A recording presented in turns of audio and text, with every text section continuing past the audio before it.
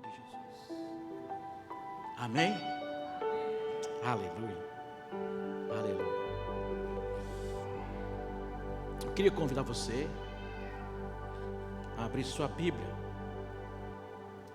em 2 Reis. Nós vamos ler capítulo 4, do versículo 8 em diante. E eu vou fazer assim hoje. À medida em que for lendo, eu vou expondo, vou fazendo a exposição do texto. Como são 8 para 38 ou 44 versículos, então vai ficar muito prolongado. E na medida em que eu for pontuando cada parte do texto, a gente vai lendo, vai parando e vai compartilhando. Tá bom assim? Então eu vou pedir que você mantenha a sua Bíblia aberta. E se você não tiver, tem uma caneta aqui, se você quiser, anote, porque vai ter coisa para você anotar na sua Bíblia. Deus vai falar com você hoje. Deus já está falando com você hoje. Deus vai confirmar a palavra dele ao seu coração.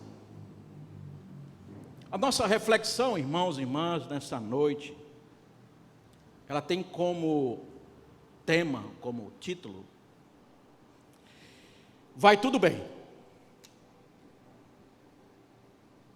Se eu for pontuar aqui, perguntar, irmã Valéria, como está? Irmã Sônia, como está? Irmã Ana, como está? Pastor Josemi, como está? Às vezes, irmãos e irmãs, a gente pergunta automaticamente, está tudo bem? Mas a gente não está muito preocupado se realmente está muito bem. Porque no momento em que nós perguntamos à pessoa, pelo menos era para ser assim, no momento que nós perguntamos, está tudo bem? Eu estou me responsabilizando por sua resposta. Certo? Porque o que nós queremos ouvir é que a pessoa diga assim, está tudo bem. Então, se está tudo bem, né, irmão André? Acabou a conversa. Mas aí, se a pessoa diz, você pergunta, irmão André, está tudo bem? Aí o irmão André disse, pastor, tá, mas não está. Eu estou precisando de uma intervenção de Deus. O senhor pode me ouvir? Pronto. Aí já passo a ter uma responsabilidade com o irmão André. Porque ele agora está confiando de que se eu perguntei a ele, está tudo bem, e ele abre o coração para me dizer que não está tudo bem, ou alguma situação, eu preciso ter, como irmão na fé, a responsabilidade e o compromisso de ouvir o irmão André. Esse texto fala para mim e para você de uma mulher. Uma mulher, diz o texto, que é uma mulher de Sunami, que quer dizer lugar de repouso.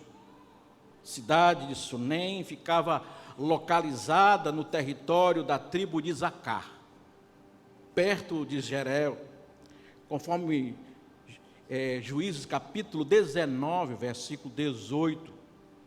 E a palavra Sunem, no original, Shulem, foi o local onde os filisteus acamparam antes da batalha contra o rei Saul em Gibeá. Isso é uma questão aqui para que você possa se identificar com relação a essa localização. O texto, irmãos e irmãs, fala de algumas características que eu confesso aos irmãos e às irmãs que nunca tinham olhado com esse olhar que nós vamos analisar hoje esse texto. Eu nunca tinha percebido uma mulher que não tem um nome escrito, diz que ela é só uma mulher de Sunami, uma sunamita, mas que ela tem princípios e valores que podem mudar a nossa vida, que podem agregar ao nosso coração e ao nosso dia a dia valores maravilhosos, porque é muito importante nós aprendermos com a palavra de Deus. Eu queria começar com você, então, a gente vai lendo e nós vamos pontuando. Versículo 8 diz assim: sucedeu também um dia que, indo Eliseu, o profeta Eliseu, a Sunem, havia ali uma mulher importante. Não sei se na sua Bíblia está escrita essa palavra importante. Em outras Bíblias está dizendo que ela era rica. Mas eu fui procurar no hebraico e a palavra que coloca é dizendo assim que ela era uma mulher notável. Ela é uma mulher notável. Era alguém que era conhecida e para que pudesse estar aqui de uma forma tão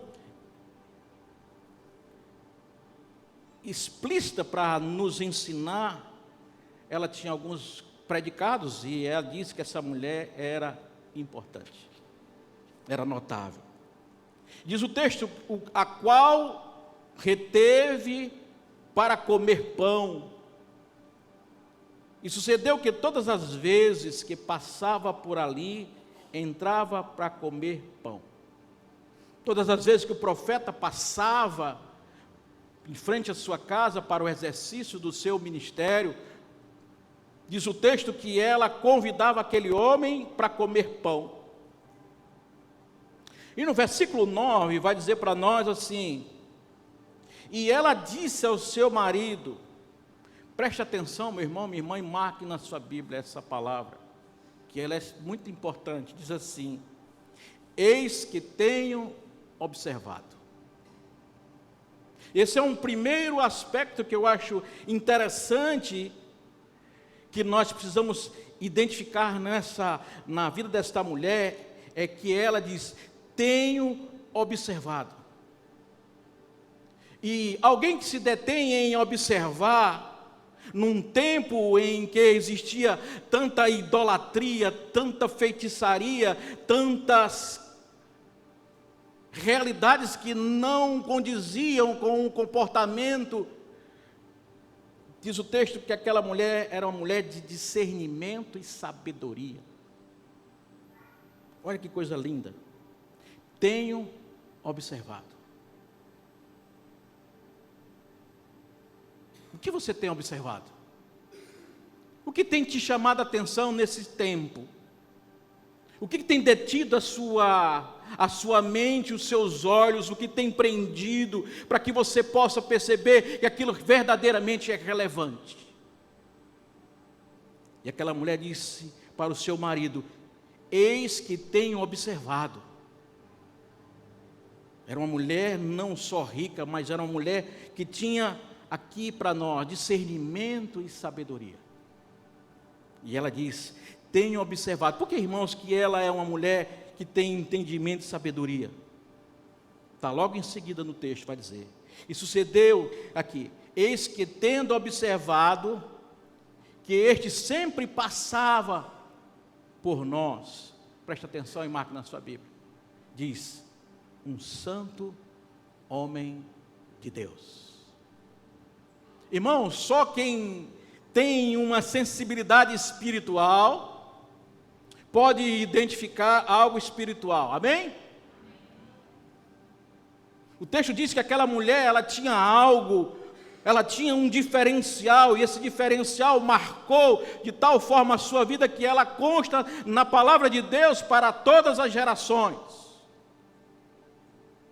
Ela era uma mulher de discernimento. Ela sabia discernir as coisas, tanto que ela percebeu e disse: eis que tenho observado sempre que ele passa. Esse homem que passa todos os dias e que tem tido a oportunidade de nós acolhermos na nossa casa e dar pão para ela, esse homem é diferente, ele é um santo homem de Deus. Como nós precisamos, irmãos, nos dias de hoje, de mulheres santas de Deus e homens santos de Deus.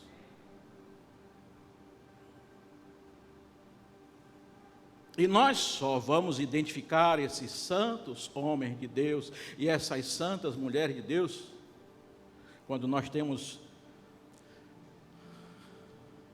a percepção espiritual de discernir, discernimento. A igreja precisa de discernimento. Amém, queridos? Discernimento. E aqui, muito interessante, que quando ela diz que ele e ela reconhece que ele é um santo homem de Deus, ele que passava todos os dias e estava na sua missão, no seu trabalho de anunciar, ela tem uma ideia, diz o versículo 10, diz assim: façamos-lhe um pequeno quarto.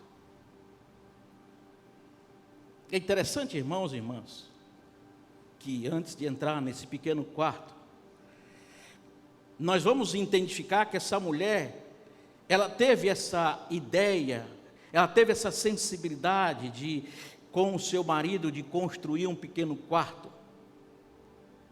Porque essa mulher, ela nos ensina um princípio que num tempo em que nós estamos vivendo, em que a nossa mente está exposta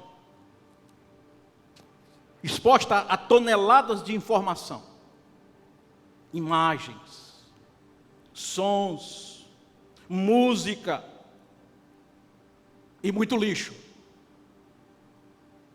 Muito lixo. Muitos que chamam disso de distração.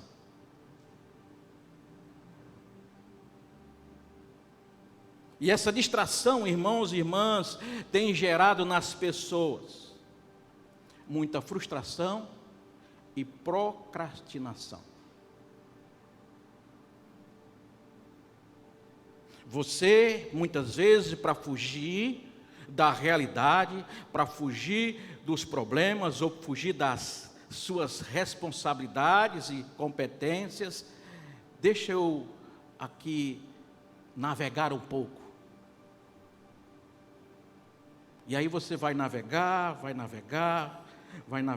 e entra em mares dantes nunca navegados, né? E isso gera em você frustração. Porque primeiro a gente quer postar aquilo que a gente quer que os outros vejam. E aí mostra aquela foto, às vezes, com um sorriso tão bonito e que, na verdade, a alma não diz nada sobre aquele sorriso. E vai gerando em você um sentimento de frustração, de porque a pessoa está ali, você não está, porque a pessoa tem aquilo, você não tem. E você começa a fazer comparações. E além, irmãos e irmãs, desta situação, desta frustração, ainda há uma procrastinação. Porque você acaba perdendo o foco e você vai gastando o tempo com aquilo que não é precioso. Como dizia o bispo Macedo, sim ou não? Mas diz o texto, irmãos e irmãs, que esta mulher, ela tinha discernimento. Uma mulher que tinha discernimento. E uma pessoa de discernimento, irmãos e irmãs, gera esse aspecto que nós vamos ver aqui no versículo 10, que vai dizer que aquela mulher, ela se sensibiliza com a situação daquele homem, ela entende que aquele homem precisa de uma ajuda, que aquele homem precisa de apoio para o seu ministério, e diz assim: façamos-lhes, pois, um pequeno quarto. Façamos-lhe, pois, um pequeno quarto. Um pequeno quarto, irmãos, ele nos sugere intimidade. Certo? A palavra diz pequeno quarto. É muito sugestivo entendermos que pequeno quarto está dizendo que poucas pessoas têm acesso. Poucas pessoas têm acesso. Pense nisso, por favor. Poucas pessoas tem acesso. É sugestivo. Fala de intimidade, onde poucos têm acesso num tempo em que há muita exposição. Há muita exposição. As pessoas precisam se expor, e às vezes desnecessariamente, para serem acompanhadas, para que elas possam ter seguidores.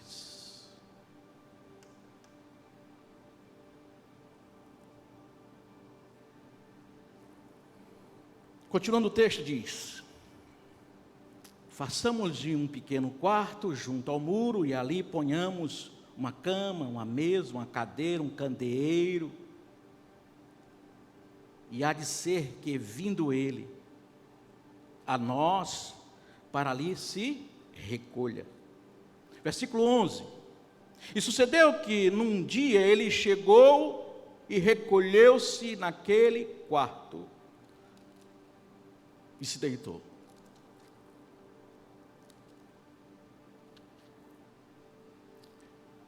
Ele foi para aquele pequeno quarto e se deitou. Aqui, irmãos, eu queria fazer uma outra observação. Esse texto fala para mim e para você de relacionamentos.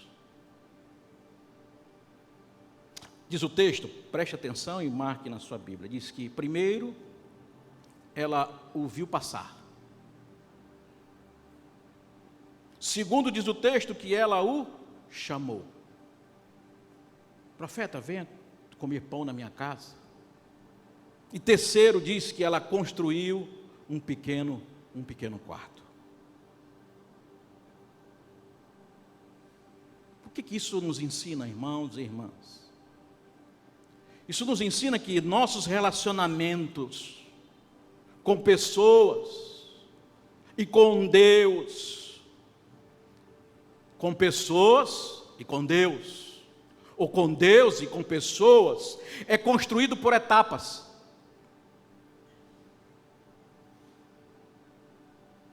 É construído por etapas. E cada etapa traz uma experiência e uma transformação. Você entendeu? Os nossos relacionamentos, eles precisam passar por esse viés de entendimento e de sabedoria, de que nós precisamos, à medida em que nós nos relacionamos com Deus e com pessoas, nós precisamos estabelecer esse relacionamento através de etapas, e cada etapa traz uma experiência e uma transformação.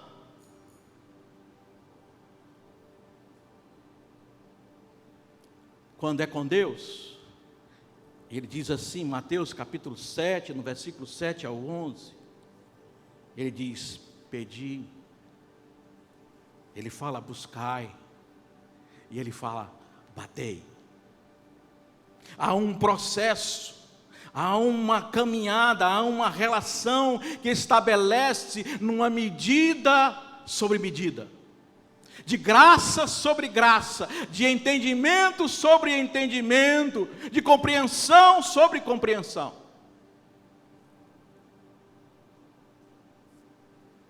Amém, queridos? Pedi, buscar, batei.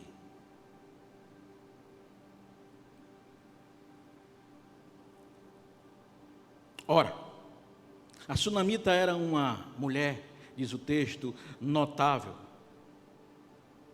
que se deleitava em mostrar a hospitalidade àquele homem de Deus. E aqui é interessante, irmãos e irmãs, que nós precisamos, à luz da palavra de Deus, compreender que assim como com Deus nós precisamos ter esse relacionamento, e ele é um relacionamento progressivo.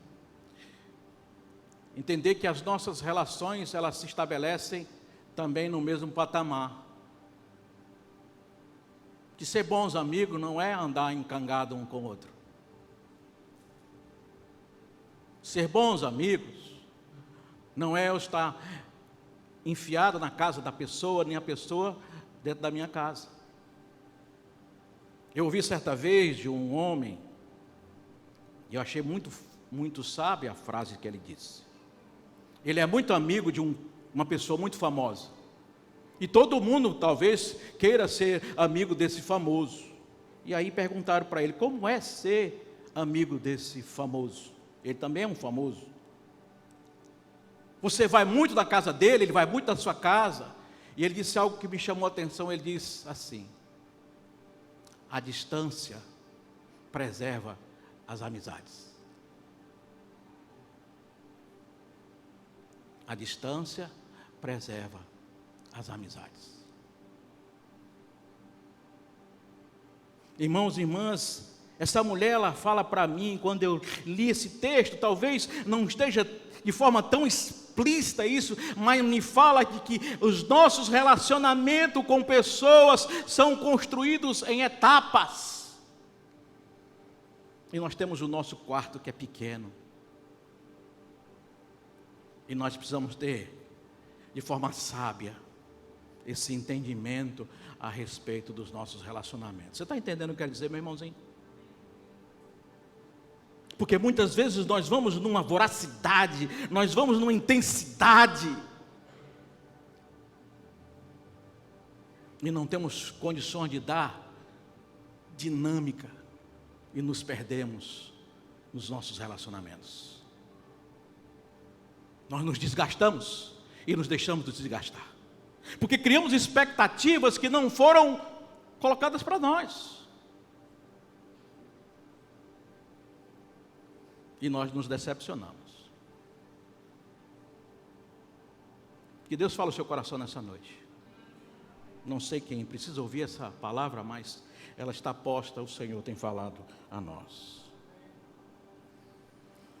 Uma outra questão, irmãos, que me chama a atenção nesse texto, é de que essa mulher, como qualquer outra, vai dizer para nós, no versículo 12, então disse o seu servo Geazi, chama esta sunamita, isso foi o profeta dizendo, chama esta sunamita, e chegando a ele, ela se pôs diante dele.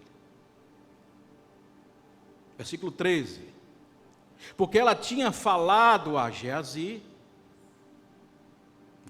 conversando com ela, e disse-lhe, eis que tu tens nos tratado com todo desvelo. Olha, eu estou assim, envolvido por um coração tão gracioso de como você nos abençoa com essa hospedagem. O que eu posso fazer por você? O que se fazer por ti? Haverá alguma coisa de que se fale por ti? Alguma maneira que eu possa recompensar ao rei ou ao capitão do exército? E qual foi a resposta dela? Ela disse, eu habito no meio do meu povo. Eu habito no meio do meu povo. Isso é, irmãos e irmãs, fala que ela era uma mulher que tinha um coração agradecido. Ela tinha um coração agradecido. Eu não tenho tudo, mas eu tenho o meu povo aqui que zela por mim. Não estou precisando de nada. Eu sou alguém que tem um coração agradecido. E aí, irmãos e irmãs, vem algo que me chama a atenção, e eu queria que chamasse a sua atenção também. Diz assim, então disse ele, o que há de fazer por ela? E aí o Geazi sai à frente, né? O Geazi, empolgado, sempre tem um Geazi que toma iniciativa, e disse assim, ora, ela não tem filhos, e o seu marido é velho. Ela não tem filhos, o seu marido é velho.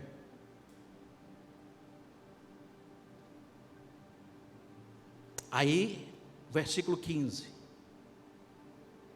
o profeta disse, por isso disse, chama. E chamando, ela se pôs à porta, e ele disse,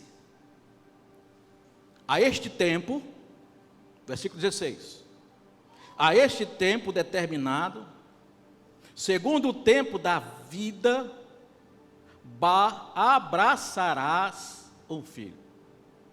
E ela disse, não, meu Senhor, homem de Deus, não minta a tua serva. Irmãs, quando eu li esse texto a primeira vez, o meu impacto foi dizer assim, como é que ela pensava que ele era um homem de Deus, e ao mesmo tempo ela diz, não minta a tua serva. Parece até uma incoerência. Se ele é um homem de Deus não mente. Por que ela disse isso? Aí eu fui pesquisar. Não é, irmãos, que eu achei interessante, de que se você analisa, você tem que entender o contexto, diz assim, preste atenção, não, meu Senhor, homem de Deus, não minta a tua serva. Ele disse, olha, daqui a 1 ano você vai estar com a criança nos seus braços. E o impacto da notícia foi tão forte para ela, que ela disse, não é possível, não minta para mim. Às vezes a gente não pergunta assim, a pessoa chega e fala alguma coisa para nós, que a gente está ansioso para receber, é uma forma de nos impactar, e a gente diz, não acredito. Não acredito. Foi exatamente isso. Ela foi impactada por aquela notícia. O homem disse, daqui a 1 ano você estará com uma criança nos seus braços. E ela disse, não é possível.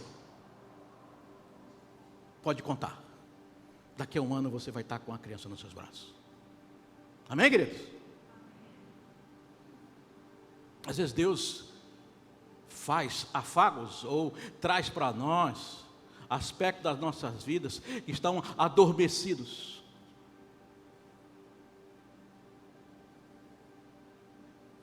Orações que já deixaram de ser feitas.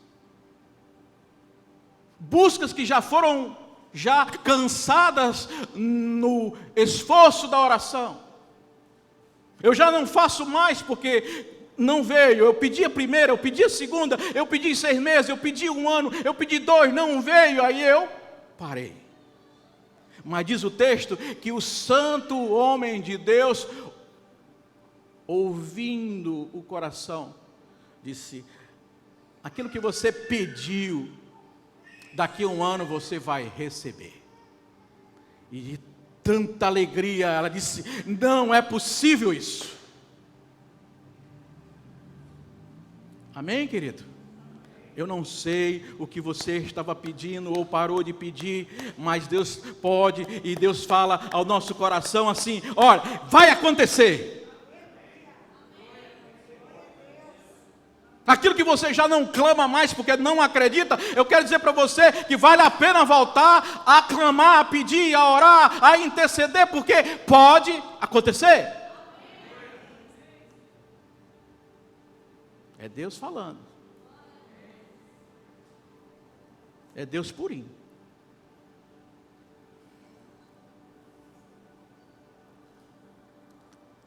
Diz o texto que a alegria do impacto fez com que ela tivesse essa expressão, Senhor, homem de Deus, não minta para mim. Versículo 17. E concebeu a mulher e deu à luz um filho, no tempo determinado. No ano seguinte, segundo Eliseu lhe dissera. Versículo 18. E crescendo o filho, deu um glória. Oh, meu irmão, deu um glória. E crescendo o filho, glória a Deus.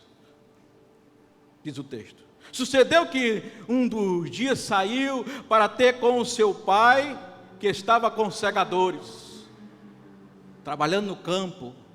Versículo 19. E o menino disse a seu pai, ai minha cabeça, ai minha cabeça. Então disse a um moço, leva-o a sua mãe. Versículo 20. E ele tomou e levou a sua mãe, e esteve sobre os joelhos até o meio-dia, e morreu. Diga amém. Não tem como, não.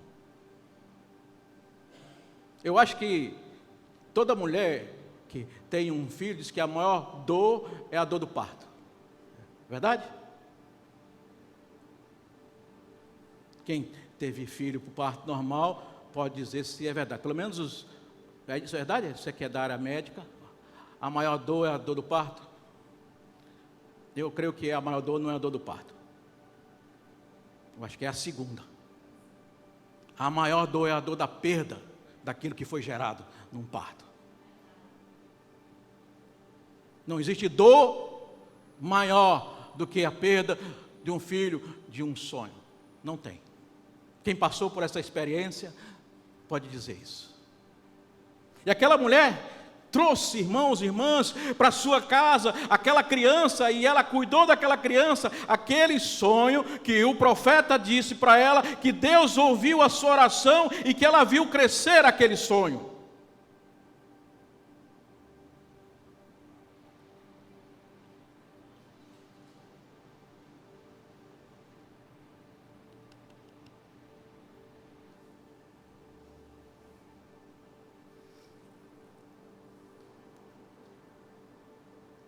Agora, respire fundo e pense comigo. Como você agiria?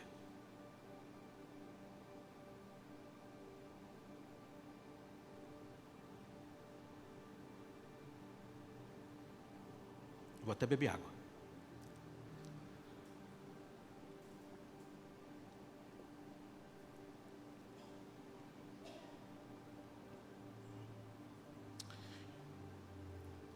Leia comigo, por gentileza. Versículo 21. E subiu ela, e o deitou sobre a cama do homem de Deus, e fechou a porta, e saiu.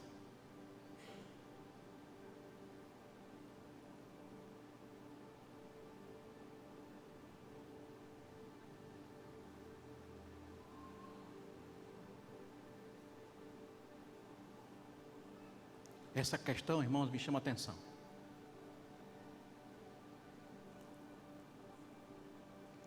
Essa mulher, ela não se desesperou.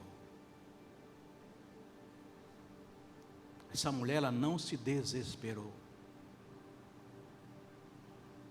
Ela viu seu filho morto. Em momento algum ela vai falar que o filho está morto. Ela o deita numa cama, fecha a porta e diz o texto que ela saiu.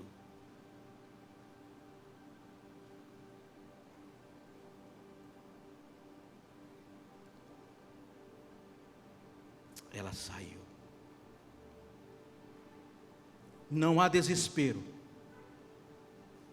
Talvez um choro contido. Um choro contido, um sentimento que ela guarda no seu coração de que algo precisa ser feito.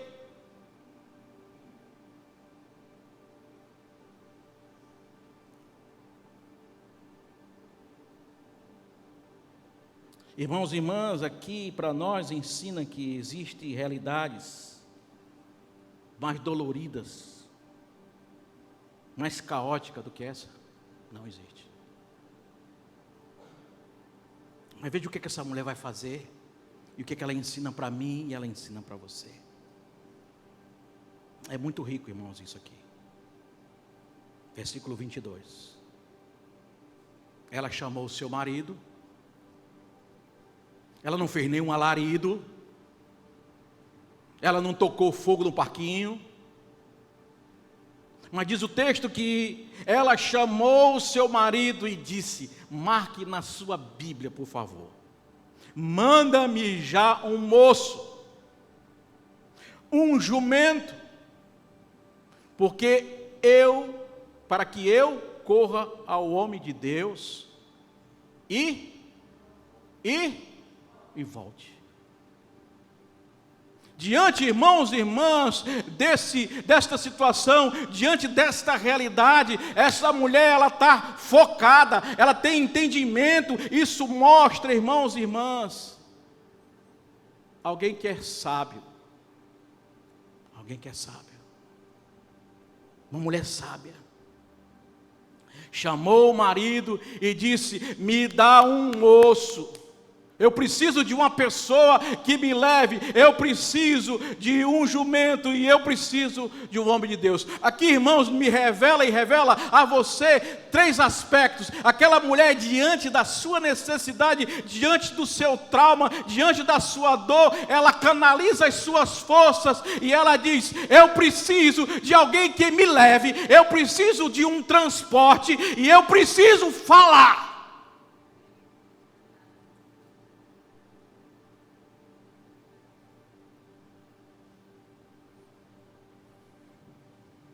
Guarde isso. Eu preciso de uma pessoa que me conduza. Eu preciso de um transporte. E eu preciso falar. Por que eu estou dizendo para você guardar? Porque isso vai falar muito para nós daqui a pouco. E aí, surpreendentemente, quando ela diz isso para o marido diz assim: e disse ele. Aí fala que o religioso tem uma mulher sábia e tem um marido religioso. Até parece os crentes de hoje. Diz assim, ele diz assim: por que vais a ele hoje? Por que você vai para a igreja hoje? Você não está escalada hoje? Você não está na escala, você não já foi de manhã, para que você vai de noite? Por que você precisa ir para a igreja? Para que você precisa ir atrás desse homem, disse ele? Porque vais hoje, não é nem lua nova e nem sábado. E ela disse, mulher sábia e inteligente: vai, tudo bem.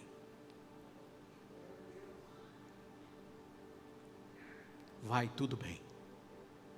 Algumas traduções, ou alguns comentaristas dizem que ela quis cortar a conversa com o marido, e ela, se fosse uma mineira, ela vai dizer assim: tá bom. Mas eu não consigo entender assim, irmãos, porque o texto mais embaixo me mostra que ela não quis simplesmente cortar a conversa com o marido, porque ela sabia que havia uma necessidade urgente. Sabe o que é que eu consigo entender e ver nessa mulher?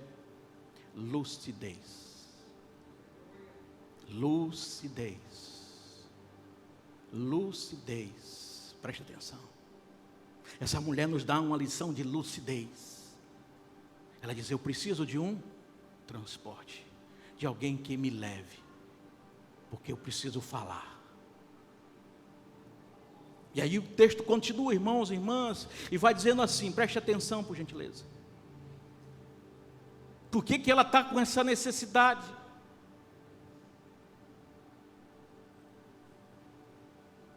Por que esse homem age dessa forma? Aí, se você lembra da minha pregação antes de eu viajar, quando eu disse que uma das questões, e eu provoquei a você, dizendo que nunca alcançaremos aquilo que não foi revelado ao nosso coração. Você lembra dessa palavra? Você lembra disso? Nunca alcançaremos aquilo que não foi revelado ao nosso coração. Aquele homem não podia ter a mesma percepção que aquela mulher, porque aquela mulher era uma mulher sábia e uma mulher cheia de Deus. Esse texto, irmãos, vai dizer isso para mim e para você, porque diante da luta, diante das dificuldades, ela diz: vai tudo bem. Não é porque ela quer simplesmente deixar o marido de lado, não, é porque ela sabe que a mente mente.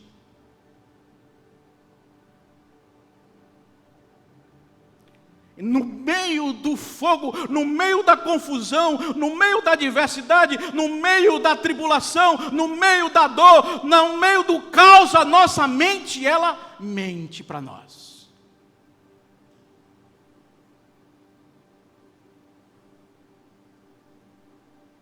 A palavra de Deus diz que buscar-me-eis e me achareis. Quando me buscar de todo, lança sobre mim toda a sua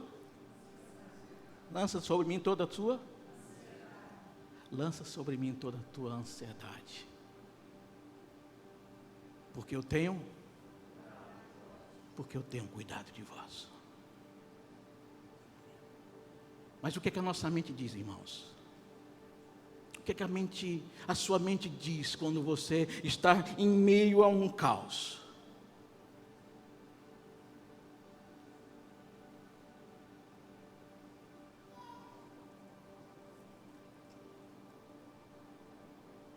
Preste atenção, por favor, que nós estamos chegando a um ponto de construção nesse texto.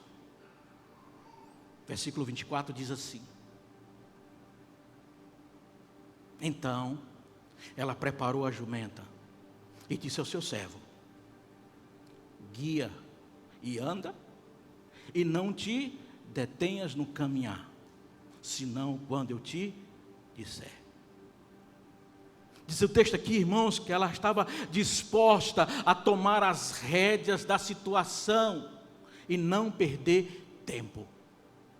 Aquela mulher tinha lucidez, e aquela mulher tinha foco, ela tinha uma necessidade, ela tinha que resolver um problema, ela tinha algo que precisava ser feito, e ela não se desesperou. Diz o texto que ela estava lúcida, foco, fé.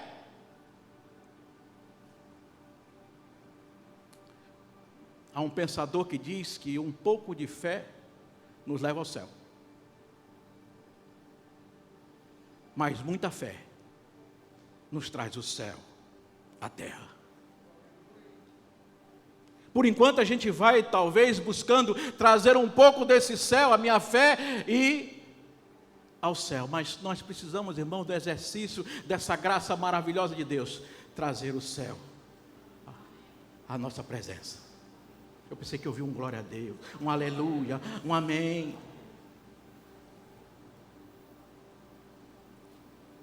Vamos para frente? Está ficando bom. Versículo 25.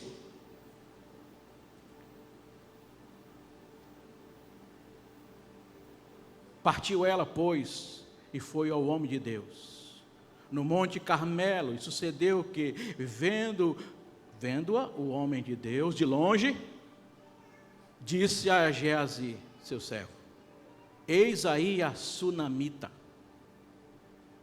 Eis aí a sunamita. Agora, pois, corre-lhe ao encontro e diz-lhe, preste atenção, marca aí na sua Bíblia: vai bem contigo. Olha aqui, está vendo que não é a questão dela a relação com o marido, de querer descartar o marido, resolver o problema. Olha aqui: vai bem contigo, vai bem com o teu marido, vai bem com o teu filho. E o que a mulher diz?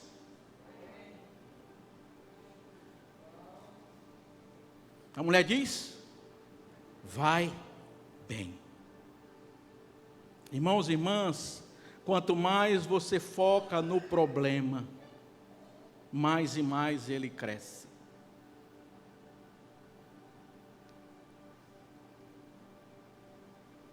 Mais ele cresce.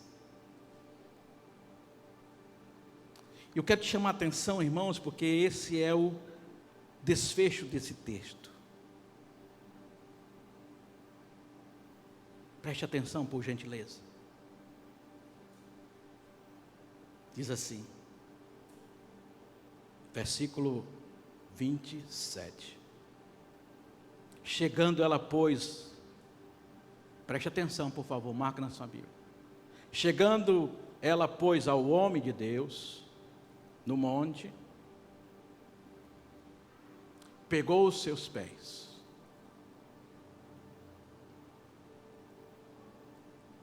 mas, Chegou Geazi, ó Geazi de novo, se metendo no negócio.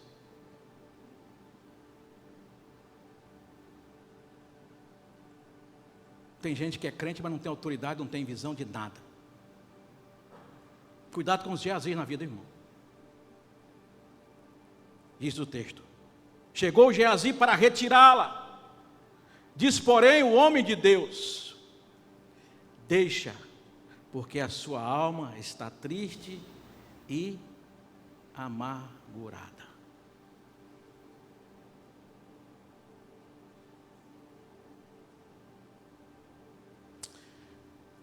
Aqui, irmãos e irmãs, eu queria falar com você e trazer com você alguns aspectos.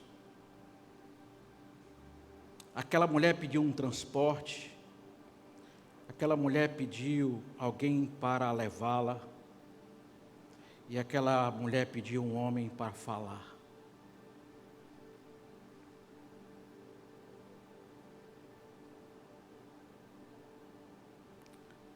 Há momentos da nossa vida, e na nossa vida de maneira completa, nós precisamos ser seletivos. Você vê que Geazi aborda essa mulher e pergunta: está tudo bem? E ela diz: está tudo bem. Mas diz o texto que quando ela se encontra com o homem de Deus, ela se joga aos pés desse homem de Deus. E ela não precisa dizer nada. Mas aquele homem diz: eu vejo que sua alma está triste e amargurada. O que eu quero dizer com isso, irmãos? O que é que esse texto nos fala? Esse texto nos diz, primeiramente, que nós precisamos pensar que existem situações na nossa caminhada em que nós não podemos nos deter em distrações. Há uma urgência. A igreja, no nosso caminhar, na nossa vida espiritual, no nosso proceder, nós precisamos ter foco, nós precisamos, o que é que eu preciso para resolver os meus problemas, o que é que eu preciso para caminhar e ser bem sucedido? Eu preciso ter foco. E o que é que você precisa? Talvez eu e você, nós precisamos de alguma coisa, como aquela mulher precisava de um transporte, ela precisava de alguém que levasse, e ela precisasse falar, mas não é falar para todo mundo, é para falar para pessoas que podem resolver o seu problema. Muitas vezes nós gastamos tempo e nós falamos e falamos para um, nós choramos para um, e depois nós vamos chorar para outro, e depois nós vamos chorar para outro, e nós vamos chorar para outro, e nós ficamos nesse processo achando que é muito gostoso sermos bajulados, ou quem sabe tentar ser acomodados, mas não resolve o problema.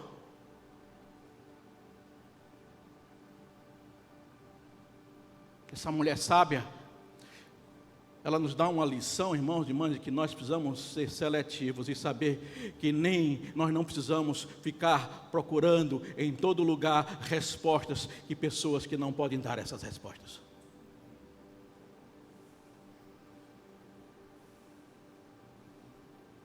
Interessante, a gente estava lá no aeroporto e o marketing da empresa aérea dizia assim: seu fulano, seu cicrano, seu beltrano, por gentileza, compareça à sala de embarque, porque essa viagem sem você não será a mesma. Eu disse: quanta hipocrisia. Ele ia cantar? Eles iam fazer alguma coisa a mais por aquela pessoa? Fulano, cicrano e beltrano, venha, porque essa viagem sem você não será a mesma. Irmãos, o mundo não sabe que nós existimos. O mundo não sabe que você existe. Às vezes até a própria família não sabe que você existe. Nós vivemos um tempo de muito egoísmo. E nós queremos, talvez, dentro da nossa fraqueza, dentro das nossas percepções, achar que as pessoas têm uma responsabilidade. Nós queremos que as pessoas se compadeçam de nós.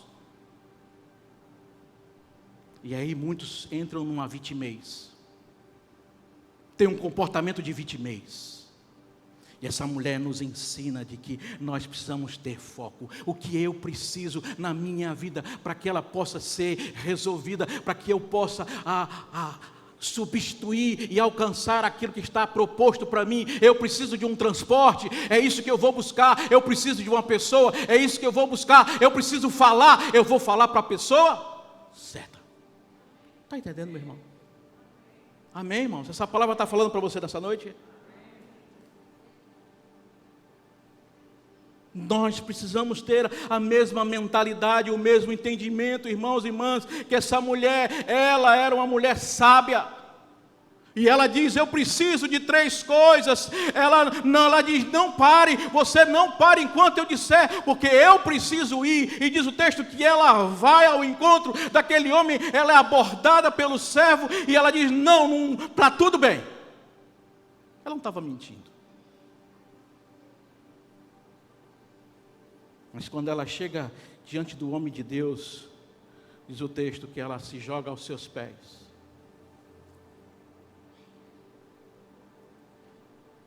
E é interessante, irmãos, que o texto completa dizendo que o Senhor havia encobrido e não tinha manifestado o que estava passando no coração daquela mulher.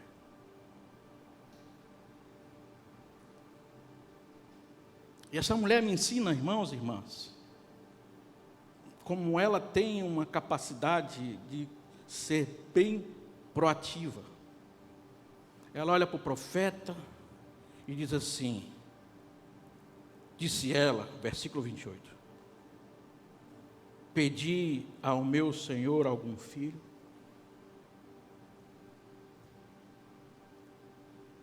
Pedi ao meu Senhor algum filho? Disse eu, não me enganes.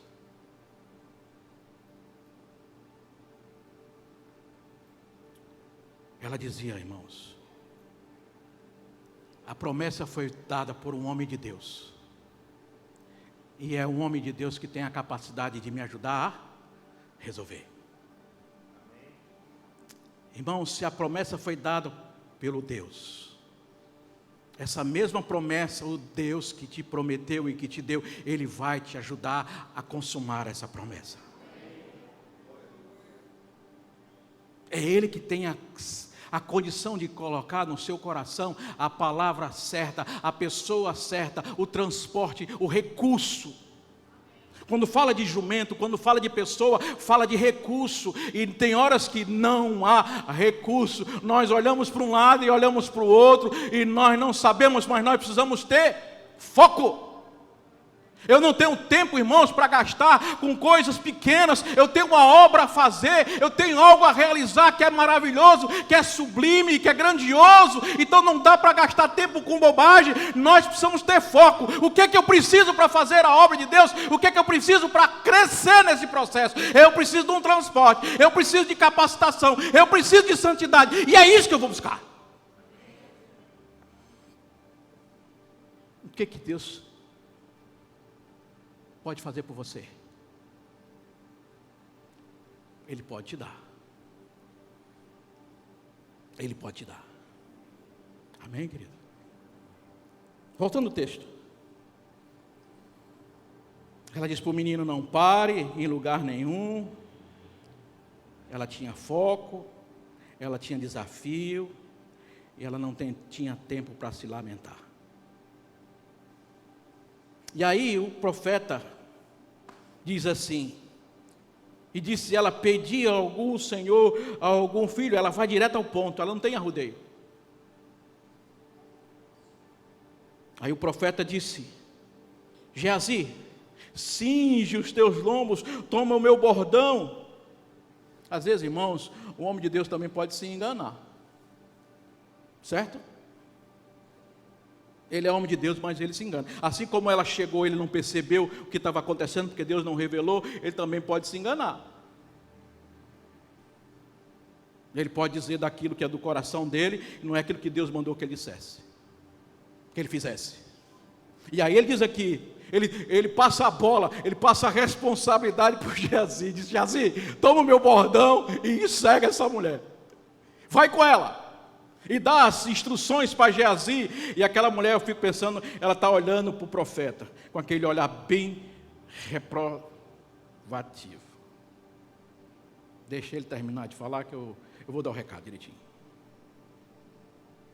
E aí quando ele terminou de falar para Geazi como é que era o negócio, ela disse, não é Geazi que vai, quem vai comigo nessa peleja é o Senhor.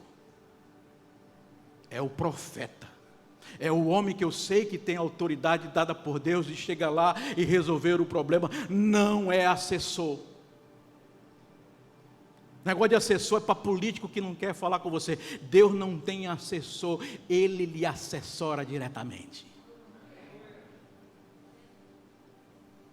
E o texto vai dizer para nós, porém disse, aqui o versículo 30, porém disse a mãe do menino, vive o Senhor, vive a tua alma, que não hei de te deixar, não vou te deixar, eu não vou embora, eu não tiro o pé daqui, enquanto você não for comigo. Irmãos, a gente viu uma história dessa parecida em um lugar, houve uma briga, uma confusão, e alguém disse assim, eu não te largo, enquanto tu não me abençoar. Irmão, diga para Deus assim, eu não vou te largar enquanto tu não me abençoar. Deus não vai ficar com raiva de você não, Ele vai dizer assim, essa é a filha que eu amo, esse é o filho que eu amo, é alguém que insiste, que persiste, que luta, que sabe que toda batalha se ganha, é com determinação, é com lucidez, é com lucidez.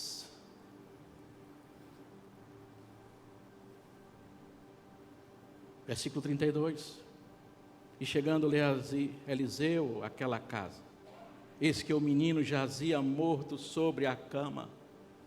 Então entrou ele e fechou a porta sobre eles ambos. Mais uma vez, irmãos, fica claro para nós aqui, quarto pequeno é restrito, relacionamentos restritos, intimidade. E ele orou ao Senhor. Subiu na cama, deitou sobre o menino, e pondo a boca sobre a boca, os olhos sobre os olhos dele, e as suas mãos sobre as suas mãos, estendeu sobre ele, e a carne do menino aqueceu. Aqueceu. Aqueceu.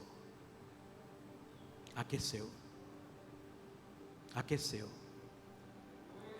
Eu acho que eu vou passar a noite todinha dizendo isso. Aqueceu. Aqueceu. O menino aqueceu.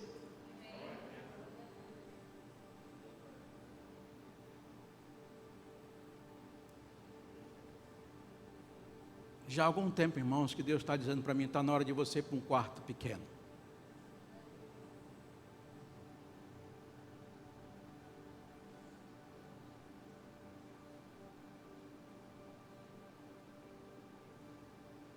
Porque tem coisa no seu coração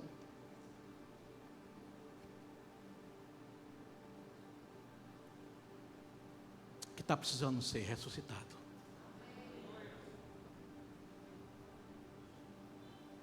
Tem coisa que precisa ser aquecida.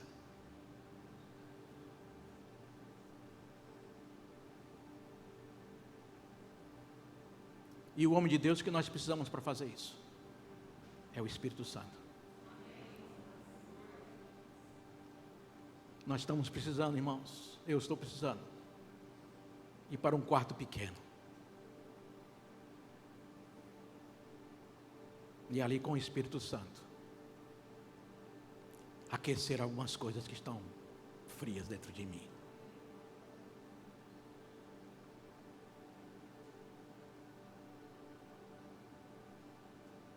Que essa palavra possa falar ao seu coração. Um tempo de tanta distração, de tanto medo, de tanta incerteza, de tanta inquietação. Deus está dizendo, eu sou aquele que dá lucidez.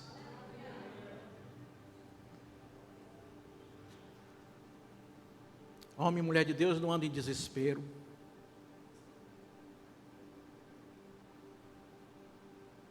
Porque ele não anda pelo que ele vê. Homem e mulher de Deus anda por fé. Por fé. Por fé. Que o Senhor desperte em nós essa lucidez. Que nós possamos ser sábios no falar e com quem falar. E aqui pastoralmente eu te digo isso em nome de Jesus, não sai contando a tua vida para todo mundo, não. Não sai chorando para todo mundo as tuas necessidades, não. Fala só com quem precisa ouvir e com quem pode resolver o teu problema. Para quem tem uma resposta, às vezes a gente está numa crise no casamento e a gente conta para um, e aí chega um e diz assim, deixa esse homem. E a gente conta para outro e diz, realmente ele está te enganando. Aí dificilmente chega alguém e diz assim, paga o preço, vai orar, busca o Senhor. E a gente fica confuso, cheio de informação, sem saber o que fazer.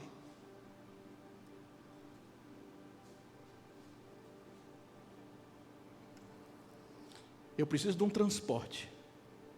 Eu preciso de um homem que me leve. E eu preciso falar. Quais são os recursos que você precisa hoje para aquilo que na sua vida está se caracterizado como um caos? Quais são os recursos que você precisa?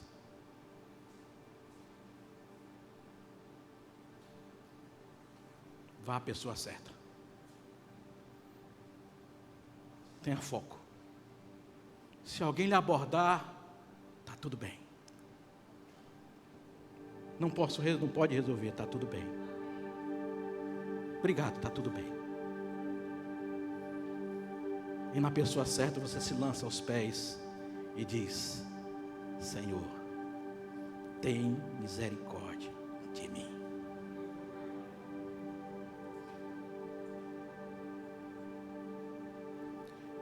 Irmãos e irmãs, o Evangelho é boas novas.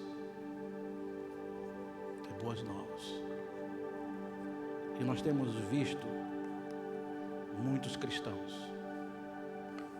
que vivem uma vida que não é de boas novas. O coração é triste, a mente é confusa. Não há alegria, não há contentamento, não há fervor.